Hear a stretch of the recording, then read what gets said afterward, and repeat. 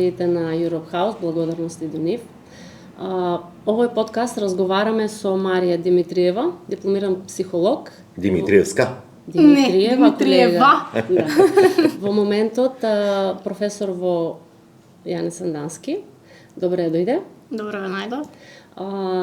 Би сакала да разговараме околу темата која е актуелна се повеќе и повеќе овој период, помеѓу родителите, децата, младите, помеѓу сите. Социјалните мрежи, нивното влијание, позитивно и негативно. Имаме многу прашања, меѓутоа, ајде, поред. Да, во секој случај, налетот на IT технологијата и појавата на овие социјални мрежи има, предпоставам, некакво влијание, со оглед дека сте вие училишен психолог кој што доаѓате од образовна институција, предпоставам дека правите некаква сондажа, некакви скенирање или пак разговори колку е нивното влијание врз младите. На самиот почеток од ова наш свој каст, има ли влијание социјалните мрежи врз младите? Што мислите вие како психолог? Па вака, ќе почнем со тоа што ќе кажам, од социјалните мрежи се како монета со две лица. Може да имат и негативно и позитивно влијание врз развојот на целокупната личност. Во зависност од тоа колку долго се користат социјалните мрежи, како се користат, на кој начин и за кои цели. Тоа е многу важно да го кажам на почетокот, затоа што еве јас како професор по психологија секојдневно се соочувам со адолесценти на возраст 16, 17, 18 години, кои што можам да кажам и од искуство околу 5 часа дневно поминуваат на социјалните мрежи. И ова многу ли или малку ли, не знам. Иако велите дека во зависност, која е целта, и да е за добронамерна цел, сепак 5 часа да бидете на социјалните мрежи, мислам дека не е баш многу добро. Не знам. Не, да, значи оптималното време било некаде околу можеби 2 часа, меѓутоа се што е повеќе од 5 или вкупно 5 часа, негативно, можам да кажам слободно, се одразува на нивната личност, бидејќи со самото тоа што они поминуваат толку време на социјалните мрежи, повторно ќе кажам без разлика за која е цел, тоа секако влијае врз начинот на кој што тие размислуваат, начинот на кој што ја градат сликата или ја доформуваат во тој случај со адолесцентите сликата за себе, или пак начинот на кој што ги формираат нивните ставови. Најчесто примаат пораки на социјалните мрежи кои што можам да кажам слободно дека им формираат негативни ставови. Тие што се средна школа, предпоставувам дека вие многу почесто се среќавате со таа возраст на деца и дискутираме за нив. И јас сум родител и колегите родител. Имаме и дома дечиња. Знаеме како се однесуваат со постојаното користење на мобилните и постојаното седење на TikTok и на Facebook и на Instagram. Тоа ме интересира, колку социјалните мрежи влијаат на начинот на нивното донесување на одлуки. Па вака, доцното детство, раната адолесценција, средната адолесценција се сами по себе периоди од развојот каде што имаме премногу предизвици, премногу очекувања. Учениците, еве конкретно младите, самите си поставуваат очекувања, меѓутоа не можеме да ги исклучиме очекувањата од родителите.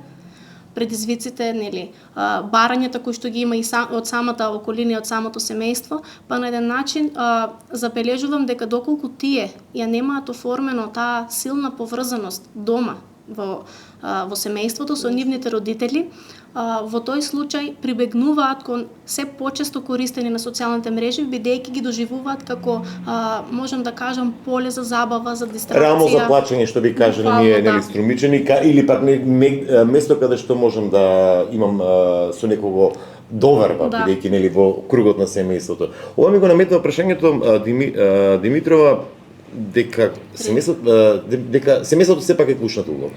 Семејството, родителите се првиот агент на социјализацијата и првите модели од кои што децата на најрана возраст учат. Буквално децата на 1, 2, 3 годишна возраст во тоа најрано детство го копираат однесувањето на родителот, го имитираат однесувањето на родителот. Родителот е тој прв жив модел од кој што децата учат. Јас многу често се смеам кога нели некој ќе каже, па јас му кажувам така на моето дете, ама оно реагира на малку на подруг начин. Јас не често уствари знам да кажам, оно не те слуша што ќе му кажеш, туку буквално те гледа во тоа што ќе го правиш. И тука сакам да спомнам едно интересно што ми дојде во моментот што го спомнавте. Не често младите родители ако на пример нивното дете не сака да јаде или не сака да пие, ќе кажат тука е телефонот, ќе му пуштам цртан филм за детето да може да ги извршува тие обврски. Сите ги правиме тие грешки за жал, да. Потребата од допаминот е хормон на задоволството, на среќата.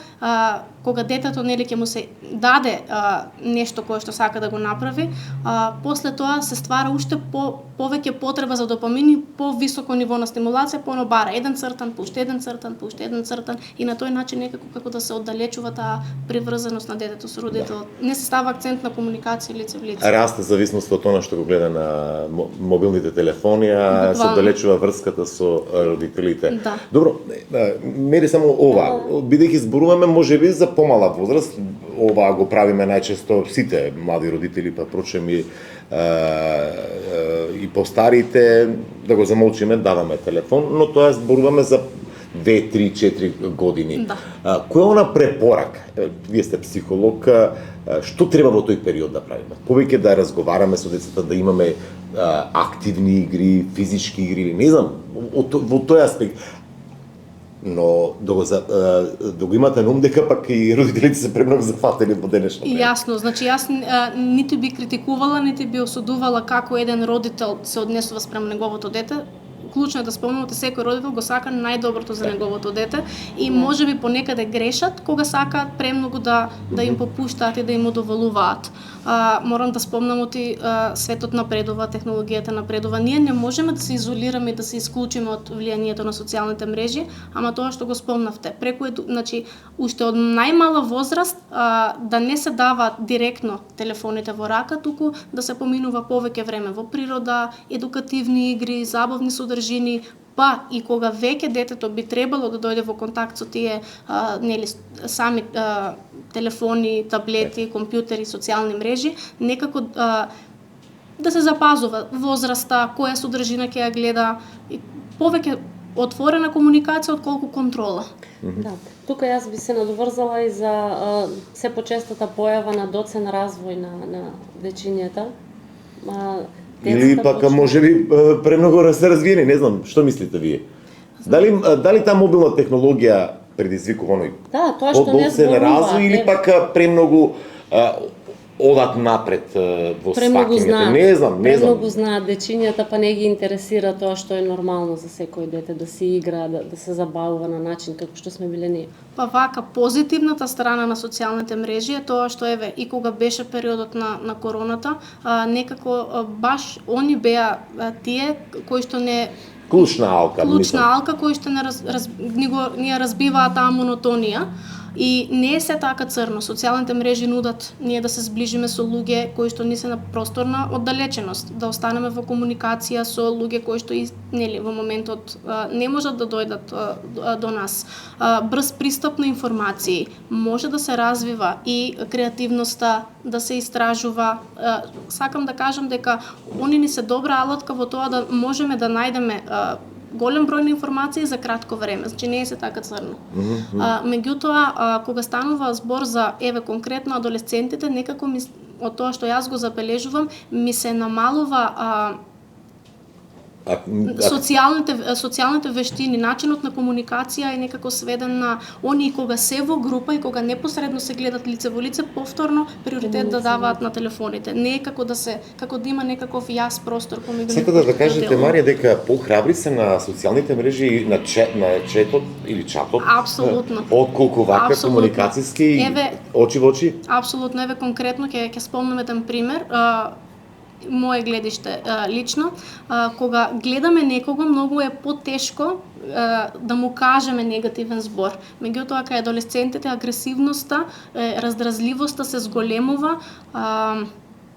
Ако евентуално предпоставувам дека на мобилни, односно преку социјалните мрежи може слободно да се изрази било што да го каже, отколку во очи, барем така да разбирам. Или да навреди некој без никаква грижа на совест, затоа што не го гледа во очи и не ја знае гестикулација на лицето. Помала е одговорноста која што нема можеби грижа на совест, нема кајање, нема вина, помала е одговорноста кога ќе кажеме лош збор на некој без да ја видиме неговата фацијална експресија. Да, ама Марија, малку сега сакам да го наслучам ова. Овие млади деца можеби да, ова е напредна технологија, но еден ден ќе мора да се соочат очи во очи со работодавач, со колега, со сопруга идна, како ќе се премости тој и јас?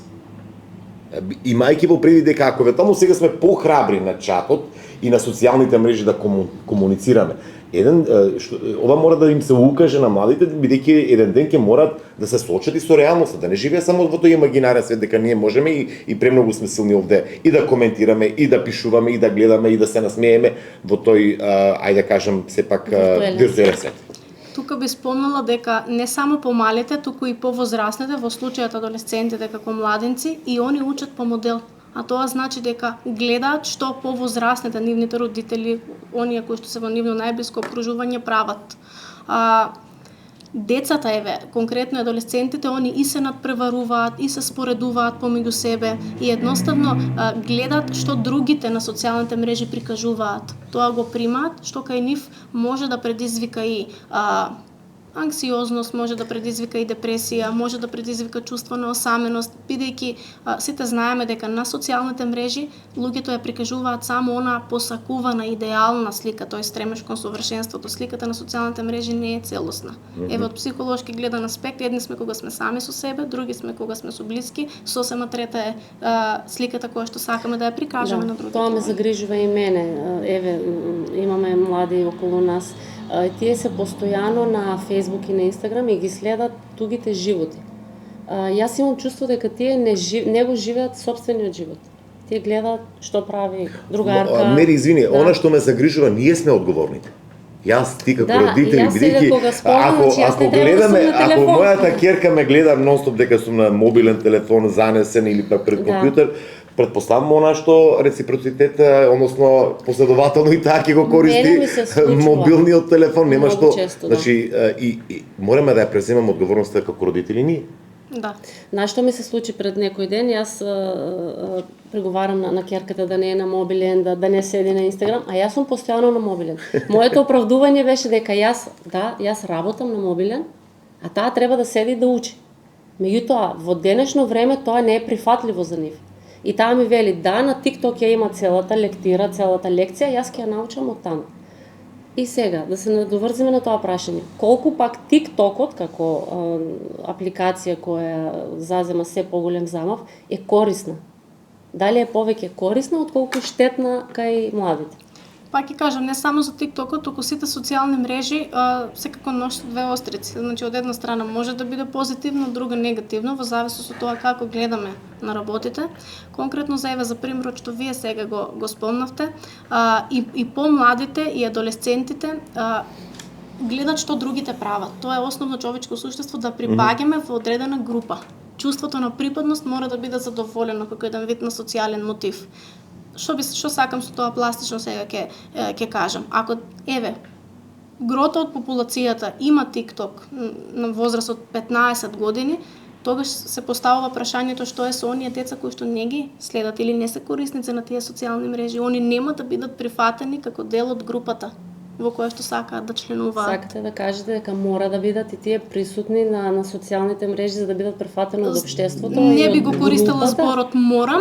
Да. Не би го користела затоа што ништо не се мора и ништо не се треба, туку кај нив би се појавило чувството на знаете како они на таа возраст треба да го градат, го дооформуваат, посебно за адолесцентите, својот идентитет, и они најчесто се идентификуваат преку тие модели кои што без разлика дали е тоа за музика, за спорт, за облека, за шминка, најчесто тоа го гледаат на TikTok, на Instagram. Тоа што сакам да го кажам е доколку они не се корисници на таа социјална мрежа, можеби ќе бидат отфрлени од групата во која што сакаат да бидат членови. И сега наместо да ја прикажат они нивната различност, они ќе се претопат во таа толпоте, нели нормално е тоа што општеството вика оти е нормално, се што отстапува од тоа е веќе абнормално состојано. Така. Ова е свој каст со Марија. Разговараме за влијанието или пак ај социјалните мрежи. Училишен психолог доаѓа оди на платформата Биди свој. Сега Биди свој правеше едно истражување. Јас морам да го цитирам и сите оние кои што може да ја прочитат Весна. Истражувањето беше што гледат струмичките деца на TikTok и знаат ли нивните родители. Некаде околу 150 лица учествувале во анкетата. И она што мене ми е најзагрижувачко е дека иако ова платформа е забранета за лица под 13 години, дури 73,7% од испитаниците одговориле дека нивните деца ја користат оваа мрежа откако дури 91% се изјасниле дека имаат пристап до интернет. Што значи од 150 родители, 73, тоа некаде околу 90 родители рекле дека нивните деца иако имаат под 13 години сепак користат TikTok. Тука сакам да кажам едно нешто. Родителите, самото родителство како поим е најтешката можна професија која што треба да постои. Пак ќе се навратам на тоа, секој родител го сака најдоброто за неговото дете. Јас неретко слушам од родители како велат, па јас ќе го делам ли моето дете од другите? Па што ако е вака, па што ако е така? Сега тука ми се постави и друго прашање. Ако децата имаат профили на TikTok, а имаат помалку од 13 години, кој дозволува они да ги креираат тие профили? Најверојатно повторно мислите дека тоа е родителите? Родителот треба да биде информиран. Не велам да не се креираат, еве и да ги креираат тие профили, родителот треба да биде информиран и да биде во тек што детето споделува, што гледа, па има нели да ги цензурира одредени објави. Сепак тоа подоцна влијае врз градењето и во моментот, но и подоцна врз градењето на сликата за себе. А најчесто сликата за себе знае да биде разнишена, доколку дома недостасува комуникација, па таа комуникација децата сакаат да ја надоместат со нешто друго, например, материјални добри и така натаму и така. А како да ги натераме родителите малку да бидат поагилни во тој сегмент, да имаат контрола? Сега ова може би тежок збор контрола, но сепак да стекнат таа доверба и кај децата, кај младите и да имаат да соработуваат, односно да разменуваат мислење во однос на некои видеа што се гледат. Бидејќи истражувањето на Биди свој покажа дека еден добар дел, половина од испитаниците немаат контрола што гледат нивните деца. Јас тој збор контрола воопшто не сакам да го употребувам и не го употребувам. Јас сакам, но во секој случај нели ако станува збор под 13 години, ова се релативно деца кои што одговорноста е пред се и родителите. Ки мора да имаме некаква контрола. Да, сепак се мали деца и затоа и баш и прашањето беше поставено колку ги контролираме, тие се мали. Прво, во психологијата клучот на се е отворена комуникација. Доверба, разбирање. Ако децата воспостават убава емоционална врска со нивните родители, они ќе можат да им ги кажат сите проблеми со кои што се соочуваат, оти иако се деца, иако се адолесценти, оните како имаат нивни проблеми кои што можеби понекогаш за возрастните се малтене и неважни. Да. Меѓутоа они кога ќе имаат на кого да споделат како се чувствуваат и да ги имаат тие профили, нема да ги користат толку често. Ние најчесто како родители наидуваме на одговор, ти не ме разбираш. И јас, еве, јас како... Тоа се случува. Како да се обратиме во тој момент? Како да пристапам јас кон моето дете кој упорно ми каже, ти не ме разбираш. На вистина, како да им влеземе под кожа и едноставно да стигнеме таа добро. Иако Марија рече дека тоа треба да се гради од мали носи, колку што ја разбра. Ама никогаш не е достапно, да почне од некаде. Бидејќи да се стигне таа самодоверба преку тие креативни игри, колку што разбрав во самиот почеток, да децата да имаат доверба и да се зајакне таа врска со родителот, отколку место немање врска со родител додам во детската соба па да бидам на мобилниот телефон и да на чат бидам или пак да следам така. Епа прост пример, не мора детето да ги има сите можни играчки најубави, туку нека бидат тоа еве наједноставните, меѓутоа присуството на родителот е она кое што е важно. Кога децата, адолесцентите кажуваат не ме разбираат моите родители, најчесто мислат да во наше време беше така, сега во ова време не е како што треба, едноставно чувствуваат. Значи емоцијата е нешто со кое што ние се раѓаме. Значи они не можат да размислуваат на начин и не размислуваат на начин како еве нас повозрастните, меѓутоа они чувствуваат дали ние ги разбираме или не. тоа како родители, родителскиот инстинкт самото. Да, Еве јас во теоретска смисла бидејќи се уште не сум кога се родител. споредуваме, на мое време беше така, сега не прави. Апсолутно, Тоа е затоа што грешен општествата се начин, да. менуваат, се оди во нагорна линија, ние не можеме да се уназадиме. Значи во чекор со времето, ама со предпазливост, еве јас контрола не би го употребила во таа ситуација. Добро, ама велат, па сега има една друга изрека, ако не заигра стапот. Или ако не го кренеш гласот, детето ќе нема стракопоч. Мораме да бидеме малце строги. Тоа со стапот и со физичка Не, казна. сега, мислам, не вака јас символично го кажа, бидејќи нели мора да се има одредена строгост кон децата, да не се премногу, да не се дозволи. Знаеме, го посакуваме најдоброто за нашите деца, но сепак не смееме пак да дозволиме на глава да ги се качат, како што велат нели старите. Епа тука ќе ги спомнам тие родителски стилови, ги има 4, накратко само ќе кажам, Да. попусливи родители, незаинтересирани, демократски настроени и премногу строги родители. Многу истражувања во психологијата покажуваат дека идеално родителство, и ако пак ќе кажам, секој родител го посакува најдоброто за своето дете, е оној тип на демократски родител, кога во исто време се поставуваат обврски пред децата, но паралелно со тоа оди и таа топлина, грижа, нега, не само дајмо го тоа и се ќе биде во ред или премногу да попуштаме. Родителите може да балансираат, да бидат мудри. Еве на пример, ако најпрост пример, родителот сака дете да јаде здрава храна, има понуди не знам чинија со грашок и вели мора да ја изедеш таа чинија. Строгиот родител ќе го каже тоа и детето ќе го направи. Попусливиот ќе го каже, детето ќе почне да плаче и ќе му даде чипс. Демократскиот родител ќе понуди боранија и грашок и ќе каже избери. Детето сака. Ова е добар.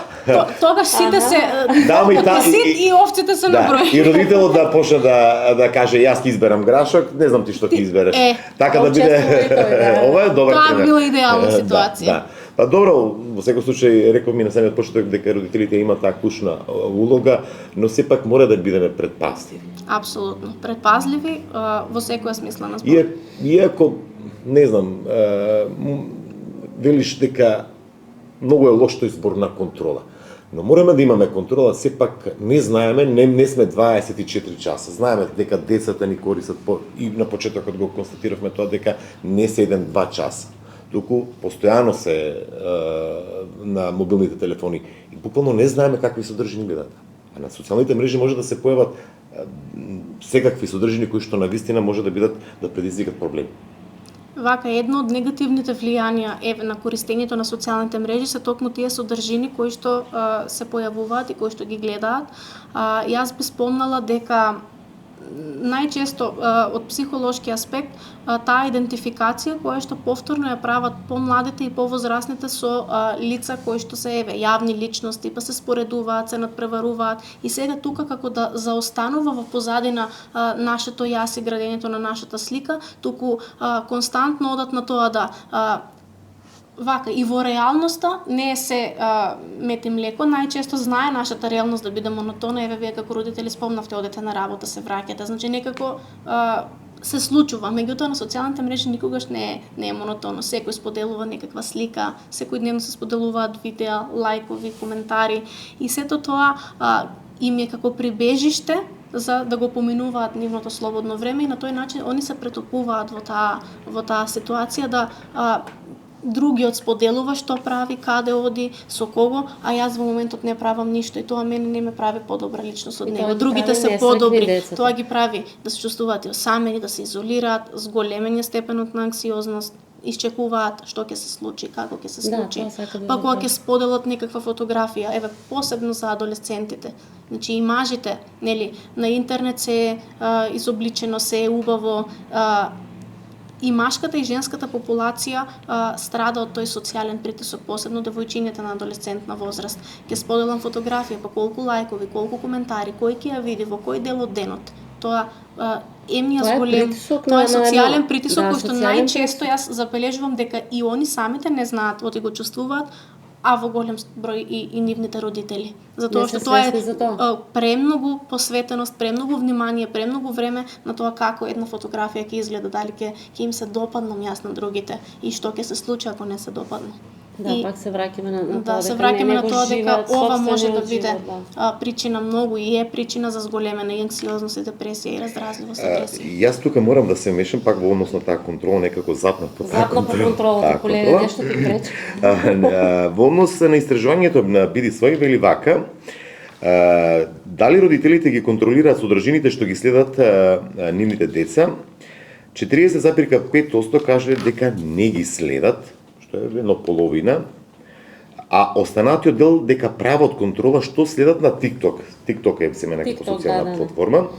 Контролата ја прават на начин што тие ги гледат видеата дека се поврзани со нивните паметни телефони, она што сега е модерно, ќе го поврзан со телефонот на својот син или ќерка, или пак ги земат да ги проверат. Родителите кои пак кажале дека немаат контрола, одговориле дека не смеат, немале време, не сакале конфронтација со нивните деца, а дел кажале дека им веруваат. Моето легитимно прашање, Марија, како јас да пристапам ако мојата ќерка е на TikTok, а немам увид што се гледа, може да гледа и некои содржини кои што не одговарат на низината возраст.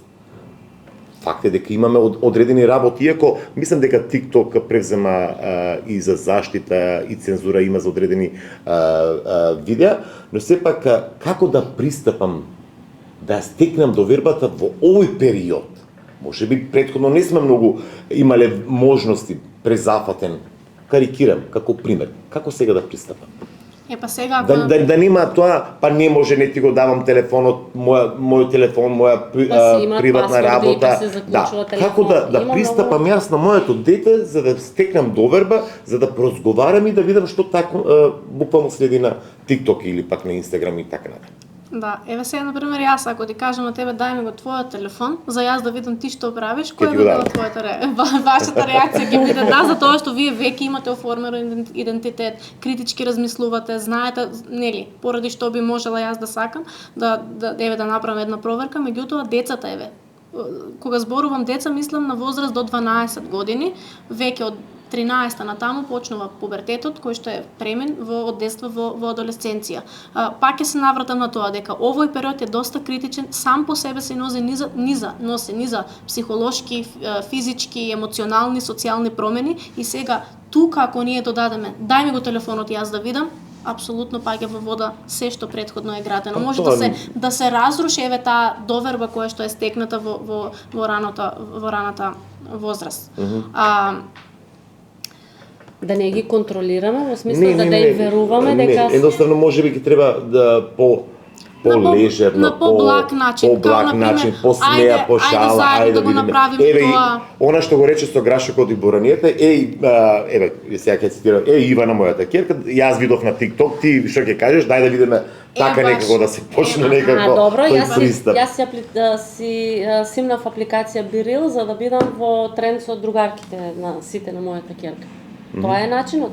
Да. И јас морам да се сликам 5 пати дневно, Biril, за да видам и они што прават.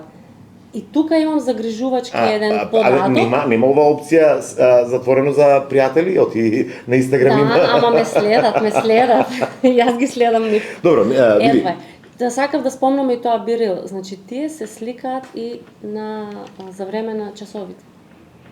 Тоа е загрижувачки. Сакав да прашам, дали училиштата како установи имаат влијание врз начинот на врз начинот колку се користат тие социјални мрежи и телефоните? Па вака, ако, например, еве јас конкретно ќе земам за мене, на 18 годишни веќе матуранти им кажам сега кога ќе влезам во просторијата, сите 33 телефони ставете ги бидејќи имаат, нели, за секој шкафчиња, реакцијата ќе биде, не е можно, ние веќе сме полнолетни повеќето од нас. Ама, например, ако кажам, денес ќе работиме тоа и тоа, и ќе биде исполнет часот, ќе бидат заинтересирани, за јас ќе знам на кој начин да им го одолговлечам нивното внимание, они верувајте ми нема да скролат по нивните телефони. Истото тоа што вие го спомнавте и претходно. Ако они имаат ден исполнет со активности, ако им е убаво во присуство ваше како родители или со блиските, они самите полека постепено ќе почнат да се оттргнуваат од тие социјални мрежи. Затоа што ако биде до денес така, од утре онака, тоа баш и нема да вроде со плод. Добро, кога станува збор за училиштата, не знам, повторно се амнистираат родителите. Родителите се една од клучните алки и буквално одлуките кои што се носат во училиштето мора да поминат и преку советот на родителите. Апсолутно, да. Така да што и ние сме тие кои што тоа е интерен акт.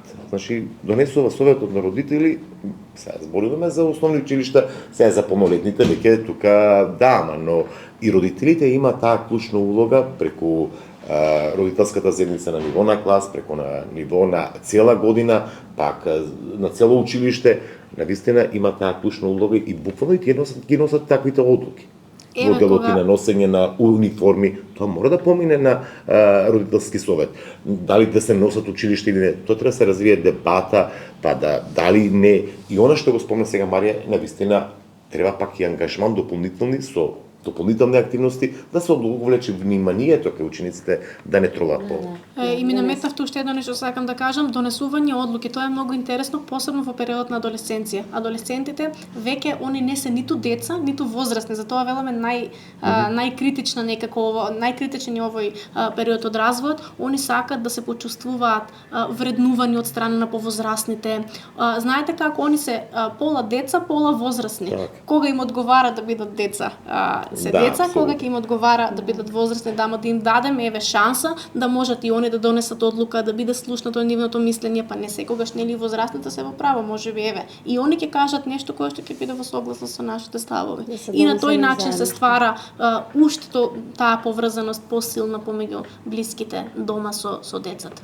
Кога веќе они ќе излезат од тој период на адолесценција, самите постепено ќе се враќаат кон нивните родители. Да, ама не се така црно и на социјалните мрежи, ако евентуално паметно се користат. Тоа не го покажа и одредени случаи каде што младите знаат да бидат креативни.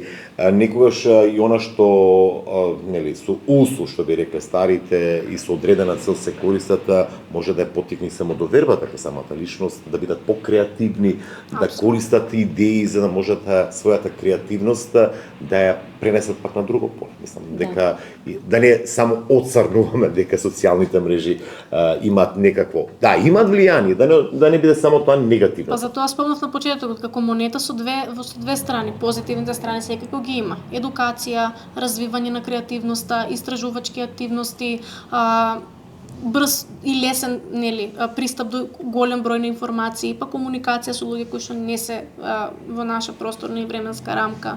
Не се така. Само работата е да кога станува збор за помала возраст, тие повеќе да бидат насочени кон едукативни и забавни содржини.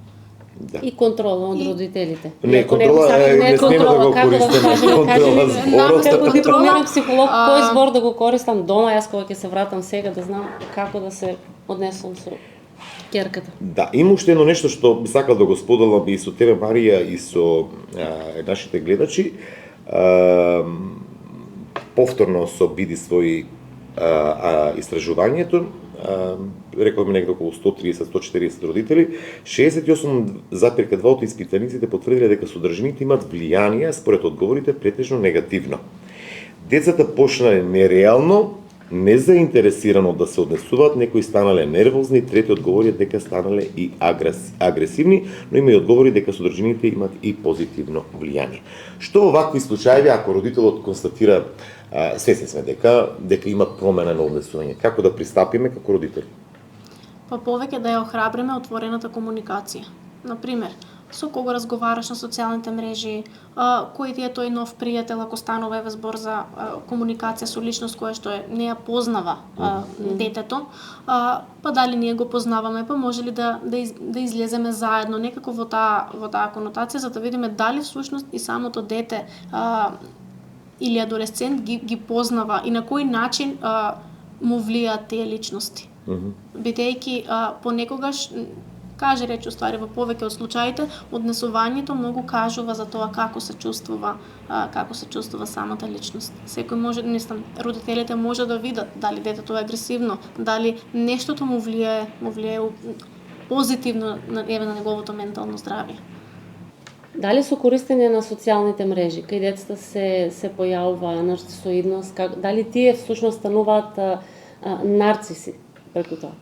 Вака, нарцисот е нарушување на личноста или психолошка состојба, која што прво се карактеризира со превисока самодоверба или љубов спрема самите себе, егоцентрично однесување јас да бидам во центарот на вниманието и да се фалам и да ја посакувам грижата на другите. И ваквите личности како уствари можеме да препознаеме ваква личност на социјалните мрежи многу потешко, особено ако воспоставуваме контакт со личност која што воопшто не ја познаваме, не знаеме никаков податок за неа. Пластично ваквите личности секојдневно споделуваат каде се, што прават, што јадат, што пијат, буквално во секој момент од денот се активни и едноставно они како да демнат од страна личност, млада личност, адолесцент, која што е несигурна во себе, се чувствува самено, изолирано, нема доволна поврзаност, повторно таа поврзаност со незините родители и кога тоа го нема, таа буквално социјалните мрежи ќе ги доживее како поле каде што ќе може да најде некој за комуникација, да се искаже, да ја олесни, некој да се почувствува разбрано. И во таа смисла они ги чекаат таквите реакции од страна за да може да ги умрежат во групи таквите личности, за да може да ги Така.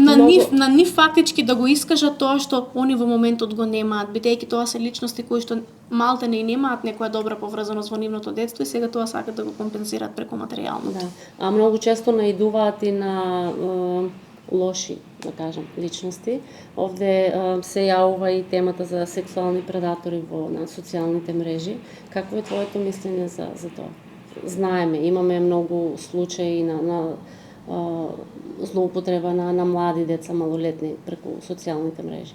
Па повторно ќе се надоврзам на тоа што сега пред малку го кажав, кога таквите личности ги демнат децата, младите, адолесцентите кои што имаат некакви проблеми во било која смисла на зборот кажано и едноставно сакат да ги вмрежат во тие нивни, да бидат нивен плен. Они социјалните мрежи ги гледат како поле каде што ќе можат да си најдат некој пред кого тие ќе бидат најдобри, да најдат некој кој што ќе им биде послушен и најчесто тука има закана во договорено време, па експлицитни содржини им се праќаат за подоцна и да бидат оценети. Имаме многу често и случаеви каде се наоѓа и сродна душа преку тие социјални мрежи. Се запознаваат луѓе и кажуваат дека да, се најдов сродната душа преку Facebook. На времето љубов преку жица, сега е љубов преку Facebook. Можно ли е да се појави љубов помеѓу двајца луѓе, а тие воопшто да не се видат? Постојано да се на месенџер. Па вака, во психологијата има едно, ајде да не кажам непишано правило, во првите 2 години од врската е залюбеност, затоа што љубовта е секундарна емоција, тоа е процес заснуван и на доверба, и на лојалност, и на почит, и на взаемна блискост, интимност. Интимноста не е само физичкиот контакт, туку буквално прегратката, допирот, мирисот, разговорот. И јас не би се сложила со тоа дека сродната душа може да биде некој кој што воопшто не го познаваме, а комуницираме онлайн, затоа што додека не го оствариме. Може да продолжи. Сега се демантирате вие сами, Марија. Рековте дека на почетокот дека може да се искаже преку на чатот, преку интернет, преку социјалните мрежи, кога нема да ја гледа девојката. Тој подобро ќе се изјасни дека повеќе ја сака, ќе се изрази чувствата од купување. Да, ама што ако он не се појави на таа договорена средба, туку е само силен на социјалните мрежи? На тоа мислите. Јас мислам да а многу често случаи има така. Но тука има веќе проблем со можеби со самодовербата. Па што ако не бидам доволно добар, убав, паметен за неа? Една е сликата на социјалните мрежи. Тој си има представено во едно сето. Добро, може и вака. Да внимава. Ќе чита и ќе пренесе. Или да бидеме внимателни на социјалните мрежи, тоа да го пренесеме и на нашите деца, да бидеме внимателни со кого комуницираме, што гледаме на социјалните мрежи, за да не наидуваме на такви несакани последици. Значи клучот за градење за раст и развој на личности и градење на една психолошки здрава и цврста единка е само отворената комуникација. Значи она Непосредна комуникација. Значи она Да. што сакате да го кажете на вашата сакана личност, немојте како чат, Апсолутно. туку очи во очи. Очи во очи. Заврши. Да, Сега јас имаш уште прашање. не, Ајде, уште си ти- прашање, прашањата сега, ти си ајде. прашања, Баш ме интересира. ама сега не како психолог, туку како Лично не како одговарам. личност. Под предпоставка долго разговаравме. Вие сте родител, на која година би му го дале смарт телефонот на вашето дете? Па некаде околу 10-та година, кога ќе почнува и апстрактно да размислува. На 10-та година. Да. На која возраст би му дозволиле на вашето дете да има профил на социјална мрежа или пак да користи социјални мрежи? Па некаде веќе на почетокот на средно училиште, после 15-та година. После 15. И последното прашање, би му забранили ли на вашето дете во средно училиште да носи телефон, мобилен? Не, затоа што ако на пример живеам јас на простор на оддалеченост, може да му се случи нешто, па мора да најде начин да искомуницира со мене. Тоа би беа трите прашања, толку како лично Можеш и би мене да беа. ме прашаш, колега. Ама ајде на наредниот подкаст. Да. Добро, благодарам Марија што некако успеавме некако да одгатнеме на оваа тема и секако интересно пред се, јас би рекол за родителите, оваа да го слушнат од психолошки аспект за влијанието на социјалните мрежи на нивните деца и што се случува за таа социјална мрежа, било која социјална мрежа, иако пак ќе кажам дека освен ова негативното, мислам дека има и позитивни многу позитивни работи, да. но ние еве сакавме малку да подразмислуваат и младите и родителите што и како треба да се постапува кога се смена социјалните мрежи, а впрочем и биди свој покажа едни алармантни податоци дека многу млади под 13 годишна возраст користат социјални мрежи, односно имаат профили на социјалните мрежи. Благодарам и на вас. Благодарам, Марија. Тука се одјавуваме, се гледаме во наредна прилика. Така, некој следен каст од овде, од седиштето или од центарот на Струмица, од седиштето на Europe House. Europe House. Благодарност уште еднаш до Europe House. Секој добро. Добро.